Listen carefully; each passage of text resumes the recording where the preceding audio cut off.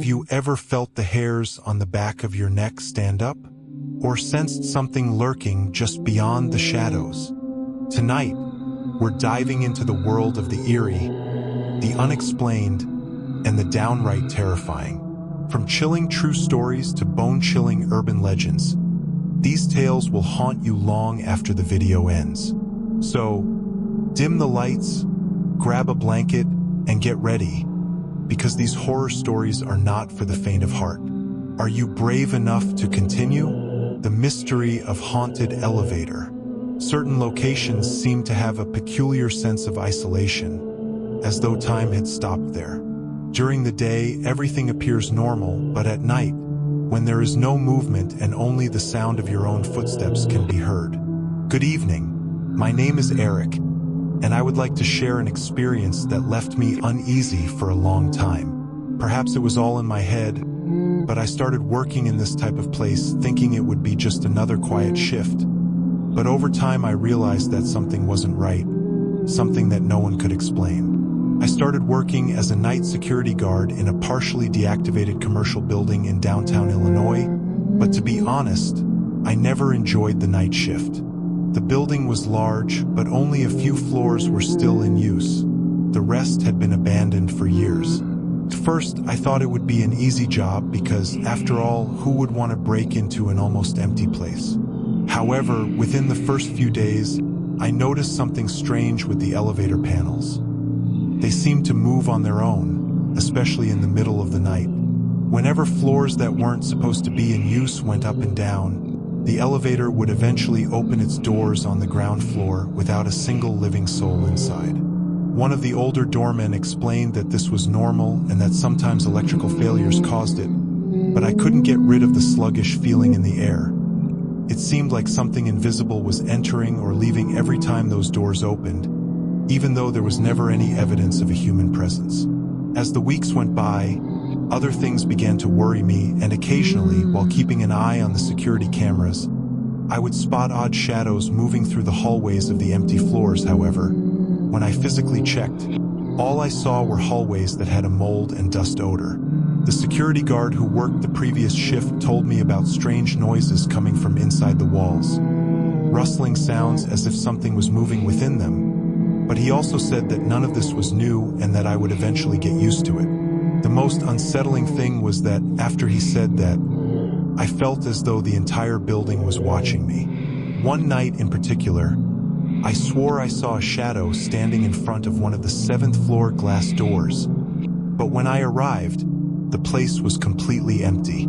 I tried to act professional and act as though it didn't affect me, but things got out of hand when I started hearing a voice over my radio calling me by name all the time. At first, I thought it was a coworker trying to test my nerves, but the voice didn't sound like anyone I knew. It was Richard, and it was always in the middle of the night. I asked the other security guards if anyone had been attempting to speak to me, but they all swore they didn't know what I was talking about, and they even laughed when I told one of the older janitors about it.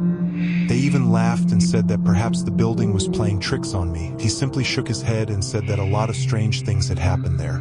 I wasn't entirely sure what he meant at the time, but the worried expression in his eyes stuck with me. I began to have trouble sleeping and woke up sweating from nightmares I couldn't quite recall. A week later, I made the regrettable decision to check the top floor, where the security cameras consistently displayed flickering lights. The janitor had informed me that the floor had been locked for years because no one was interested in renovating and the space had been deactivated. As I reached the top floor, the atmosphere was even heavier. A long, dimly lit corridor stretched out in front of me, with flickering lights that barely illuminated the space. The air was thick with a stench of mold so strong that it made me sick, and I could see dust floating in the air as if no one had been in there in years. I continued to feel a strange curiosity, almost like a call that wouldn't leave me alone. Then, after hearing that same voice call my name on the radio once more, I made the decision to go upstairs. Then, I heard a phone ringing insistently, and I had no idea where it could be coming from. When I finally arrived at the room where the sound was coming from, I discovered a dusty glass door that opened with a slight push. Inside, there was nothing but an old desk covered in grime, and on top of it sat a black rotary phone that rang non-stop. It didn't make sense, but the ringing persisted, drawing me toward the end of the hallway as my heart pounded in my chest. All I could think about was turning around and running to the elevator, but something forced me to keep going. I was hesitant to approach, but my curiosity won out, and as soon as I picked up the receiver, the ringing stopped. The suffocating silence sent shivers down my spine, and I dropped the phone immediately. My first instinct was to run, but I forced myself to check the WS because I thought maybe it was connected to the building's power supply, but to my horror, I discovered that the cables were tangled in a mess of cobwebs and dust, completely disconnected from any power source.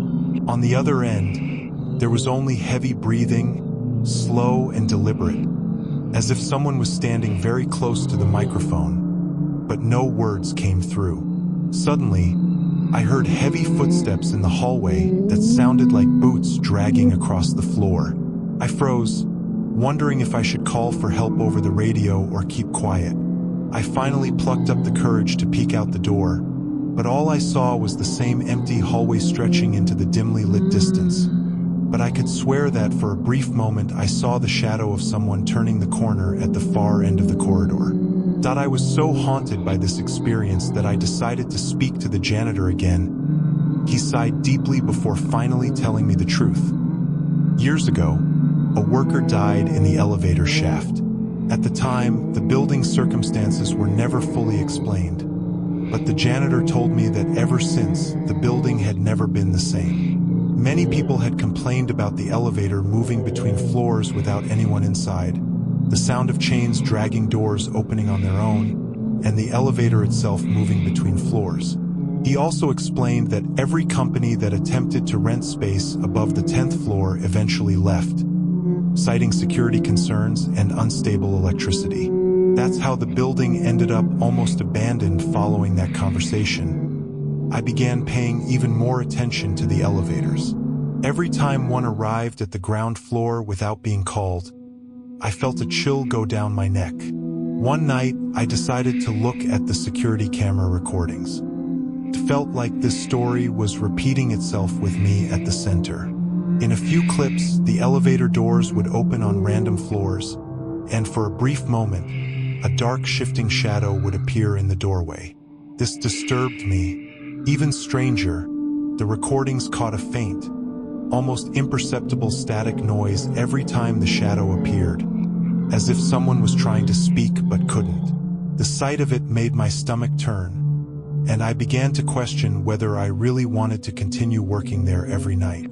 I even asked the maintenance technician to check the elevators, but he assured me that everything was operating normally. It was so big and dark that it was impossible to see any human features when looking into the corridor. He claimed that there were no issues that could account for the elevators moving on their own, even though this happened nearly every night at 3 in the morning. When the elevator's familiar ding sounded on the ground floor, the doors would slide open to reveal a silent, empty room. The more I looked for rational reasons, the more the building seemed to react. Lights flickered more frequently, doors to empty offices slammed shut on their own, and the radio kept whispering my name at random times.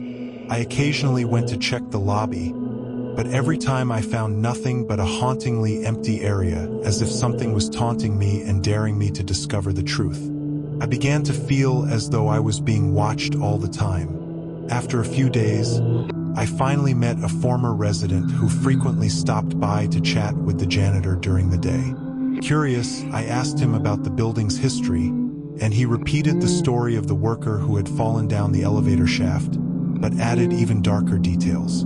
According to him, it wasn't just an accident. Rather, it was the result of a series of negligence and internal disputes. Rumor had it that the man had been locked inside the shaft to prevent him from reporting unsafe working conditions. But there was never any hard evidence. Additionally, he informed me that multiple attempts had been made to seal off the elevator where the accident occurred, but no matter what they did, The doors would always open on their own as if the building refused to keep them closed.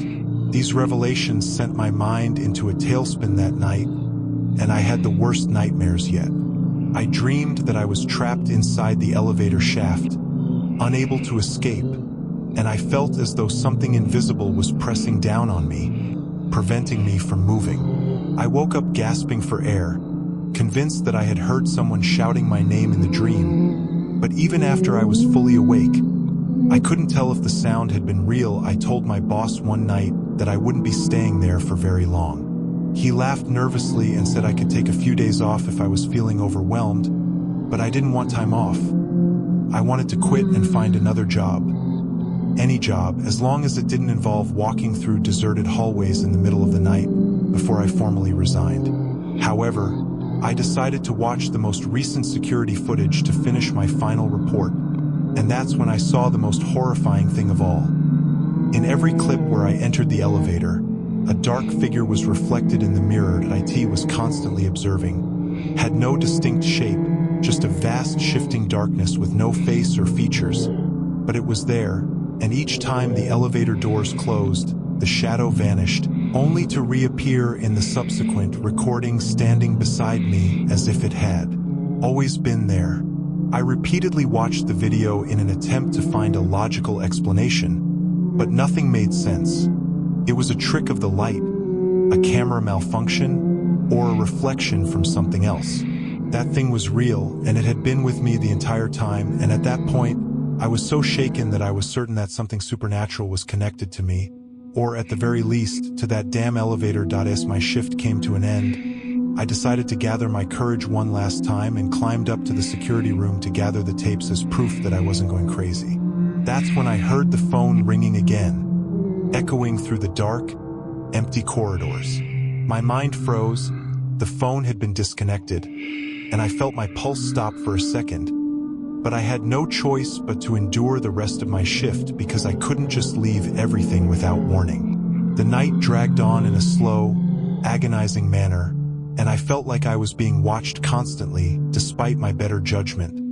I found myself walking towards it at the end of the hallway because the door was slightly jarred and a faint light spilled from the gap. The ringing, however, was unrelenting, with each tone pressing into my skull and drawing me closer. When I entered, my heart was in my throat, and I saw that the phone on the desk was ringing once more. This time, I didn't wait. Instead, I yanked the cord from the wall, thinking that this would finally stop it. To my horror, the ringing persisted even though the phone was now fully unplugged. When panic struck, I rushed out of the room, almost tripping over the antique furniture in my haste. I was shaking so much that I could hardly hold my keys, so I didn't hesitate. I grabbed my belongings and marched directly to my supervisor's office. He looked at me with a mixture of sympathy and disbelief, but he didn't try to stop me. Instead, he handed me a resignation form and said that if I truly wanted to leave, I was within my rights. As I filled it out, I felt that heavy presence coming closer, as if it didn't want me to leave. The silence in the hallway was deafening, every little noise, and then a sound made my head stop. I briefly considered ending my shift directly across from the security office, but it was too late to change my mind. I left at dawn with the intention of never coming back, but I didn't leave empty-handed. I took all the recordings and footage of the strange events with me, and when I got home, I watched them one last time. That's when I noticed something that really broke me. The shadow in the mirror. It wasn't just standing next to me anymore. It was moving, and as it got closer, it gave me the chills. I saved everything on a flash drive and locked it away because I couldn't bear to watch it any longer. But ever since that night, I've never felt completely alone. Even now, I occasionally feel like someone is following me. Maybe it's just paranoia, but my heart races whenever I hear a ding or smell mold in the air. To this day, no one has provided me with a compelling explanation for what transpired in that building before we move on to the next story. Remember to subscribe and enable notifications if you're new here to ensure you don't miss any of the upcoming stories. Your assistance is invaluable, so let's move forward. The Haunted House. This is the story of how moving into a new home turned into the worst mistake of our lives. My mother, Lucy, had always dreamed of a large house where my younger brother, Daniel, and I would have plenty of space away from the bustle of the city. When she discovered an old house on the outskirts of Colorado in a neighborhood that had been worn down over time, she didn't hesitate to persuade us that this would be the ideal new beginning. The house had a peculiar grandeur, with recently restored walls and large windows that opened to the view of the mountains, surrounded by bushes, and connected to the rest of the city. By a dirt road, it radiated the tranquility my mother had always desired. But something felt strange from the moment we got there. On the first night, as we were still unpacking boxes, I heard a sound coming from the roof that made me freeze. My father, Jason, grabbed a flashlight and went to check, but he returned without any answers. "It's probably just cats," he muttered, trying to sound calm, but I couldn't help but notice how his hand trembled a little as he lowered the flashlight. Hours later, I woke up to the sound of footsteps in the hallway. My room was at the very end of the corridor, and the steps stopped precisely at my door as the days went by. I waited for my parents to speak, but there was only silence. One afternoon, while Daniel was playing in the living room, a loud noise came from the kitchen. When we came in, we discovered shattered glass on the floor. "It must have been the wind," my mother said, even though the window was closed. But the strangest things happened with items around the house. A framed family photo I had carefully placed on the shelf was discovered face down the following morning. My father insisted that it was a coincidence, but his expression betrayed. When the temperature dropped suddenly one night, I woke up shivering and watched my own breath form mist in the air, as if we were in the middle of a harsh winter. I got up to get a glass of water and found Daniel standing by the living room window, completely still. I asked him, "What are you doing awake?" But he didn't respond. Instead, his eyes were fixed on the darkness outside. "There's someone out there," he whispered, pointing. I looked, but all I saw were shadows moving in the wind. I put him back to bed, but shortly after the voices started. I couldn't sleep for the rest of the night, and I initially thought it was just my imagination. But one evening at dinner, we all heard a woman's voice clearly distinguishing why the sound lingered in the air, sending shivers down my spine. It sounded like someone whispering close to my ear in low, irregular murmurs. As you can probably imagine, there was nothing in the room. No television, no radio. Just that eerie whisper that reverberated through the walls as though the house was breathing with us. My father tried to defuse the tension by turning up the music, which filled the room with familiar noises. After my mother dropped her knife and the metal clattered onto the floor, the air felt heavy and dense, as if something invisible was watching us. When I discovered an old doll in the storage room. It was covered in dust. Its faded blue eyes stared blankly, and its dress was torn and worn. I asked, feeling very uneasy, "Where did this come from?" My mother frowned, looking just as surprised as I was, and said that I followed her advice and left it in the attic. But that night I dreamed about the doll, and it sat at the edge of my bed with its lifeless eyes fixed on me.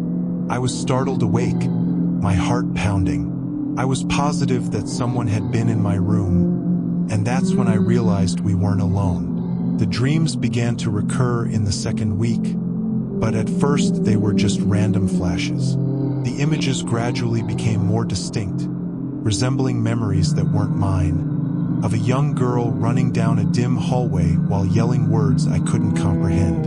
In my last dream, the girl, who appeared to be around 6 years old, stood in front of my bedroom door with her arms extended, her eyes wide and full of despair, and her black hair falling over her shoulders.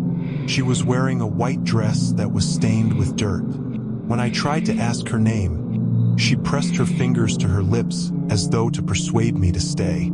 My mother, who was always practical, blamed my dark circles on spending too much time on my phone, But how could I explain that it wasn't a screen keeping me awake? One afternoon, as I was trying to concentrate on my homework, I heard a soft noise. At first, I thought it was just the wind against the window, but when I looked closer, I saw small handprints on the glass, like someone had pressed their palms against it from the outside. My blood ran cold and my room was on the second floor, so there was no way I could explain that. I started recording videos on my phone at that point because I wanted to document everything. The first night, I left the camera running while I slept, and the next morning, I watched the footage for hours, but at precisely 3:15 a.m., the closet door creaked open slowly. There was no draft and no one was there. I tried showing the video to my parents, but my mother refused to look, saying, "You're getting obsessed with this." She was cleaning the dishes so hard that she broke a plate. My father, on the other hand, asked me to send him the recording that night, and I overheard him arguing with my mom. "This isn't normal, Lucy.is, that you're giving in to the girl's paranoia." I considered intervening, but I knew deep down that it wouldn't make a difference. As the unexplained events became more frequent, the tension in the house increased, and one night my younger brother Daniel became afraid and wouldn't sleep by himself. He claimed to have seen a young girl walking down the hallway, and the way he described her was exactly like the girl from my dreams. The tipping point was the night I left my camera recording in the living room. I felt cold when I watched the video again. I was watching the video at the dining table when my mother noticed it. At first, she reprimanded me for wasting time with this nonsense. But then she sat down to watch for the first time, and I saw genuine fear in her eyes. "Don't say anything to your brother or your father," she whispered, almost voiceless. But we couldn't hide what was happening for long that same night. The light began to flicker, and a horrible smell that was impossible to describe spread through the kitchen. My dad had to open every window. He covered his nose and asked, "What's that smell?" I knew it was another warning. I decided the following morning that I couldn't just sit and wait for things to get worse. If no one else was going to confront this, then I would. I spent hours researching the house and the neighborhood where it was located, and what I discovered left me stunned. Years ago, a little girl had vanished here. There were rumors that a neighbor had abducted her, but her body was never found. I spent nights without sleep, feeling as though something was constantly watching. And I knew I had finally found the answer when my once doubtful mother began to show signs of doubt one morning while having breakfast. "We can't continue to live this way," she whispered, rubbing her hands across her face. I'm at a loss for what to do. For a long time, my father was silent. His eyes were hollow, and his face was heavy. That afternoon, as I was sweeping the front of the house, an elderly neighbor came up to me. She stopped at my side and said, "You need help?" I hesitated. "What do you mean?" Looking at the house as if she could see something, the woman made the sign of the cross. Outside its walls, after many sleepless nights, my mother finally made a decision because Mrs. Helen is aware of these issues, and if anyone can help, it's her. We called her and she visited us. She walked slowly around the living room, pausing in the corners as if she could sense something in the air, before turning to face me and saying, "This house is heavy, very heavy," closing her eyes and whispering something in a language I didn't recognize. "You should not be here, my father, ever," she said in a firm, decisive tone. "What exactly does that mean?" the skeptic asked, crossing his arms. I asked, trying to steady my voice, and she pointed toward the empty area close by. "You saw the girl, didn't you?" My heart was racing. "How do you know?" Her expression hardened because of her presence. The room's temperature dropped sharply, and the chill we experienced went beyond the night air seeping in. Rather, it was something deeper that seeped into our bones. Helen motioned for us to assemble around the dining table and, in a firm voice, started to explain to us that this house has a dark past. She started by saying that a family had lived here for many years, and the girl whose disappearance made headlines never left. Her father killed her in rage. Her body was buried here, but no one ever found it. Some claim he burned the remains, scattered the ashes, and caused pain. My mother covered her mouth, suppressing a gasp, but there was more. Helen's voice was heavy, and the child's suffering was so great that it opened a door, which attracted things that weren't of this world. My father repeated his skepticism, beginning to crack, as he asked what kind of things we were talking about. Gloomy, restless souls, shadows that thrive on life itself, fear, and rage. There is more than just the girl who hangs around here. Helen insisted that we perform a cleansing ritual that evening, but she cautioned us that the only practical way out is to leave the house. As she prepared the ritual, setting up white candles, incense, and a handful of dirt from her bag, she told us to remain together in the living room. The air seemed to thicken as she muttered her prayers. A loud bang reverberated from upstairs, making us jump. It was deep, like something heavy had fallen, and the shadows on the walls flickered strangely, and the room smelled faintly of sulfur. Suddenly, one of the candles went out, even though there was no breeze. Someone said in a tense voice that they didn't want us here. But after making sure everything was in its proper place, we noticed that when my younger brother Daniel began to cry, my mother hurried to console him despite her trembling hands. Then the light began to flicker, and we saw it standing in the living room doorway. It was a tall, shapeless figure with a dense shadow that seemed to swallow the surrounding light. It had no face or form, just an overwhelming, crushing presence that didn't move. Helen yelled, but she couldn't remain motionless. The entity rushed ahead. "Get out," she commanded, waving the smoldering branches toward the entity. The shadow retreated gradually, but the weight of its presence never really left, as if something were removing air from my lungs. A suffocating pressure encircled my chest. That night, none of us slept. Instead, we huddled together in my parents' room, unable to close our eyes for even a moment.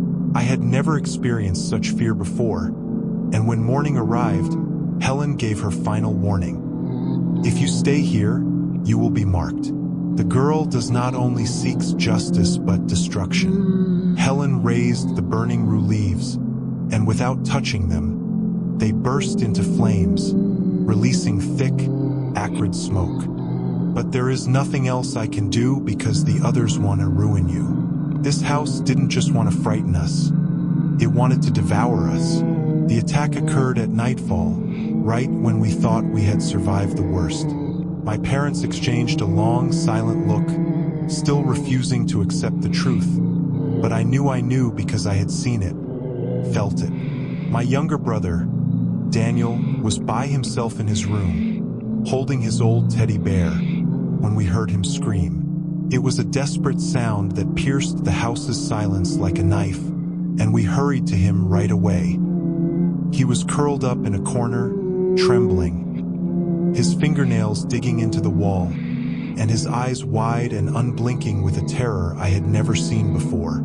We tried to calm him down, but then we saw the marks on his neck, the obvious imprint of fingers that were too long to belong to any human. My mother sobbed and pulled Daniel into her arms, and this time my father didn't argue because his face was pale and hollowed out from too many nights without sleep.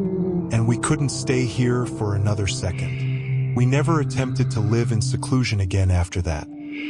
My parents chose a modest apartment in the heart of the city, where the bright lights, noise, and constant movement all served as a haven. Despite his gradual recovery, Daniel never mentioned that night again. As for me, I still dream about it. Sometimes I see the little girl's eyes begging for something I can't give, and other times I see the shadow waiting to complete what it began. But nothing ever really gets rid of the feeling that the evil in that house was never completely eradicated.